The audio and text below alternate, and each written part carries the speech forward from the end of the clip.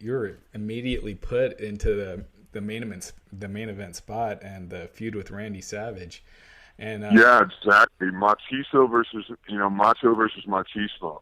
The way Vince did TV back then, Curt was an announcer on Superstars Vince. So I'm getting all the inside pipeline directly from Curt Henning. Mm-hmm. And, we've been buddies for years, and he's really helping me. He taught me so much about wrestling. Curt actually impacted a whole number of guys, because guys who came through Minneapolis when he was there, guys like Shawn Michaels and Marty Jannetty, he got in your head. He would teach you the way he thought business should be done. Yeah. Curt was really one of the first guys as a heel to ever take bumps to really make the babyface look great.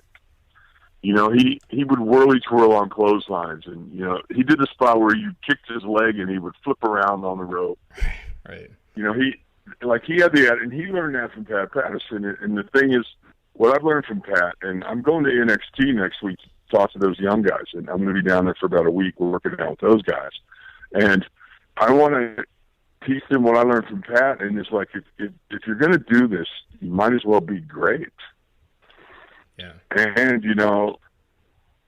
if you're putting a guy over, like a lot of guys, I came up in the era, guaranteed money wasn't a common thing in wrestling until I left Vince and went to WCW. Then Vince finally caved in and started giving everybody guaranteed money. At one time, nobody got guaranteed money. So it was really kind of a touchy thing, like, well, if I sell for you, man, how do I know you're going to give me a good comeback? I got to look strong and that kind of. And there was so much of that going on. Yeah. Curt was the first guy I was in contact with who was like, hey, bro, if you're going over, you're not just going to beat me with something quick. You're going to make a comeback, then beat me with your finish. And I ain't going nowhere till the music stops playing. I'm laying there. Like, if you're putting a guy over, put him over. Some guys, there was a time when guys would kick out on three, like, no, man, he barely, he didn't get me. No, I'm going to lay there for a 20 count. If you're beating me, bro, you're beating me. Yeah. Because it's a show, so make it great. I mean, people who, like, when you're the villain and you're working with a hot babyface, like Macho was hot when I worked with him, and when you're working with a good babyface and fans are there to see him, put him over, Right. Like, the theory is when the fans spend money, like house shows and pay-per-views, you normally leave the audience happy. And where you do shoot your angles and stuff like that on TV. On TV, the heels go over. Often. If you're going to do business, you feature the heels and stuff at those times when it's free for your audience. Right. But when they spend their money, you like to leave them happy, or else they don't come back. Mm-hmm. It's the way that it normally works. I wanted to talk a bit about the resurrection of Jake the Snake. Your ups and downs when you moved in with DDP.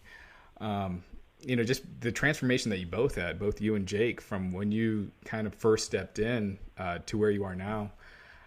Obviously, it's not a rehab program. It's not, but it has made a big difference in your lives. Moving in, what was that experience like?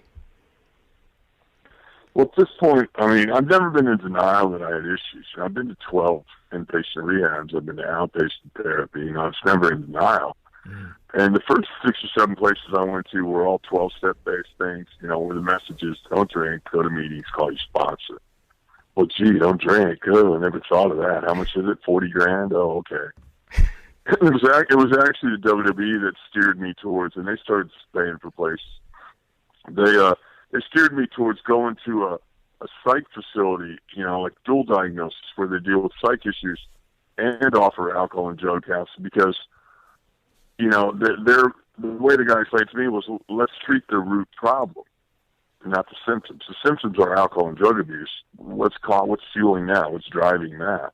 And once I started to go in that direction, I started getting a little bit of traction. So, here I am, though, I'm really struggling. I'm at a low point. And, they reach out to me, and I'm thinking, well, go to rehab again or go try something different. Let me go try something different. So, I came in and I wasn't really keen with being a part of anything filmed and all that, because I knew that I had been unsuccessful in the past. So I didn't want to be like on some mission, like, oh, this is my rehab story, So I just, because initially Dallas was like, no, we're filming this thing about Jake, and we'll make it Jake and you. And I said, no, just keep it about Jake. Yeah. If I'm in it, I'm in it. Just let it be about Jake. For one thing, out of respect for Jake. Mm-hmm. I'm a big fan of Jake, so no, let it be about Jake. If I'm in it, I'm in it. Whatever. Because you got to remember, we didn't have any idea how this thing was going to end up. Right. I mean, if it was a scripted movie, there'd have been a meeting where guys sat around and said, "No, you can't put a boat in. That's unbelievable. Just put Scott in." I say that. The funny part, bro, is for years I've done lots of interviews. I've been in front of camera. I've done radio interviews. I've done a lot of interviews, but always in character and always promoting some upcoming wrestling event. Mm-hmm. Now it's all different for me to be talking about me and my part in this movie, and then people are like, "What is your message?" and stuff. So I'm having to come up with some little catchphrases on the fly to do, to do this stuff, because I'm not used to talking about me and my real life stuff. Right. So that it's a learning thing. We're heading out tomorrow to Chicago to we're going to do PR all day. I think Friday, and we got to show the movie Friday night and Saturday night and stuff like that, and come back to Atlanta. Then boom, then I head to NXT next week, and staying really busy and loving it. It's kind of fun now to travel when I want to, not just when somebody hands me a big stack of tickets and off I go. Right. And you're talking about it not being scripted, and but you couldn't have scripted it any better with you and Jake being inducted in the Hall of Fame, the same year, and the movie ending with that, and you guys in the ring. I mean, I don't see how you could have scripted that any better. It was pretty amazing. Well, that's what I mean, that's what's so crazy, because to me, it's not a real slick Hollywood production or anything like that. It's a documentary. It's basically like a home movie. Mm-hmm. You never know. They filmed Jake going into Cauliflower Alley. That could have been it. Mm-hmm. That might have been as high as that might have been the end of the feel good thing. But then to have the WWE reach out, holy shit, Yeah. I mean, then it gets pretty cool. Then, Right. Yeah, it's pretty amazing. And when did you first see the documentary?